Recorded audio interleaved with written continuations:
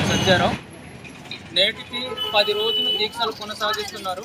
ఏదైతే చింతపల్లి మండలం జలగలగడ్డ గ్రామస్తులు చిన్నపిల్లలతో కూర్చున్నారు. కనీసం జిల్లా యంత్రాంగం ఈ రోజుకి నిన్న వినతి పత్రాలు ఇచ్చారు. ఉద్యోగ సంఘాలు అలాగే గిరిజన సంఘాలు అందరూ కలిపి కూడా.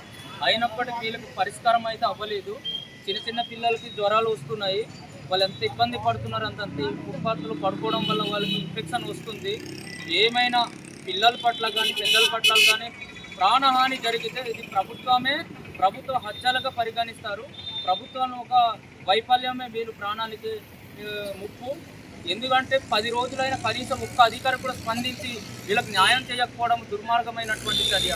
ఇప్పుడు ఐటీడీఏ ప్రాంగణంలో ఉదయం నుండి సాయంకాలం వరకు జిల్లా కలెక్టర్ వారు ఎస్పీ వారు అందరు తిరుగుతూ ఉన్నా కానీ పట్టించేసుకోకుండా కనీసం ఏం జరిగిందని తెలుసుకోకుండా తిరగడం అన్నది దుర్మార్గమైనటువంటి చర్య.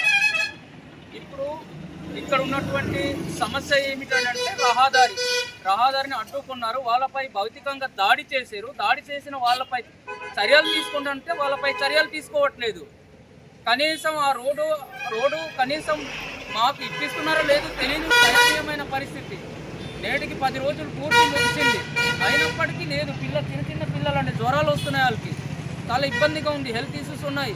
ఏమైనా ప్రాణహాని జరిగితే ఖచ్చితంగా ప్రభుత్వమే దీనికి వైఫల్యం చెల్లించాలి. ప్రభుత్వమే హత్యలుగా పరిగణిస్తాము. అయ్యా డిప్యూటీ సీఎం గారు, మీరు ఎక్కడున్నా సరే స్పందించండి. జన సైనికులు ఎక్కడున్నా సరే స్పందించండి. మేము మొన్న కలవడం జరిగింది కానీ పట్టించేసుకోలేదు. ఈసారి దీన్ని తక్షణమే పరిష్కార మార్గం చూపించే దిశగా కృషి చేస్తారని మేము కోరుకుంటూ డిమాండ్ చేస్తున్నాం.